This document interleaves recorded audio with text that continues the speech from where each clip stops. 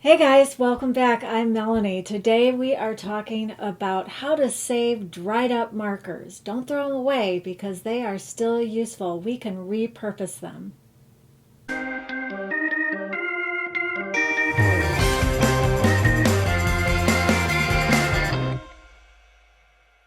I have dried up markers here that I collected, and all you have to do is, if they have the cap on, take the cap off, obviously. A lot of them might not have the cap. And then fill up a cup of water with just a little bit of water, or depending on how many markers you have. Now, if you have more markers, you can use more water, but it just depends on how diluted you want your colors, or if you want them to be deeper and darker, use less water. All these different kinds of children's markers are watercolor markers. Therefore, you can put them in water and the water will draw out all of the color that's in there, even if it's dried up. So, don't throw those dried up markers away. I had these sitting in water overnight, and now they are ready to test to see if we can make some cool stuff with them. I have this mask, and I use this for different kinds of demos, so that's why it has some weird stuff on it. But yesterday, right after I put these markers in the water, I tested, and you can kind of see around here that the color is very diluted. It's very light. And then last night I put some purple on top of it, and you can see it's starting to get a little darker. So now that it's been hours, at least 12, let's see what it looks like now. So I'm just going to leave these markers in here and dip into the purple. Maybe we'll do it on the other side.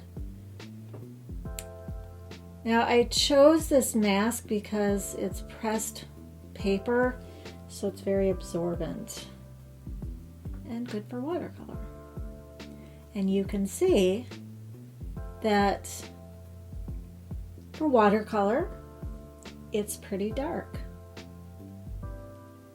Now, just like any other watercolors, I'm going to wash that off real quick, and I think it'd be cool to put some blue there in the middle. Yeah, that looks really nice.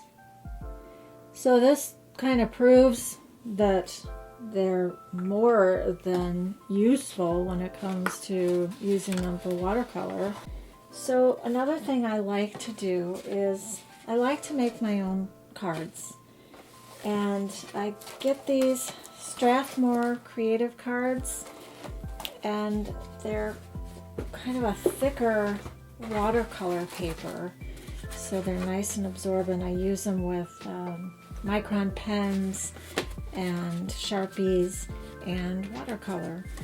So I'm just going to open it up here, and I'm going to try a little bit of spray, and I kind of want to get like a sunset color. So let's see. I know this is orange. Oh, it looks red. So, oh, there's the orange. There was some red in the. Hey, that was fancy. Wow, the orange is really good. Way to go, orange. Now I'm going to put some yellow on top of it. Kind of brighten it up a little bit, and then maybe. There we go. Yeah. Man, that is so bright. So, a little quick note, if you're using fluorescent markers, you're going to get fluorescent watercolors. So kind of want to let that dry, or you could let it drip.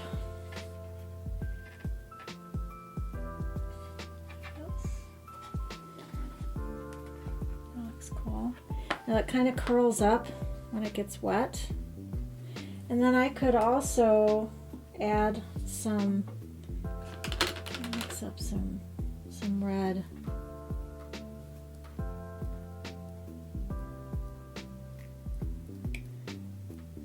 And then you, oh look at it, I got some starburst there.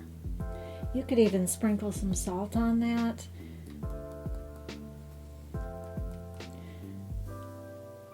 That looks kind of nice.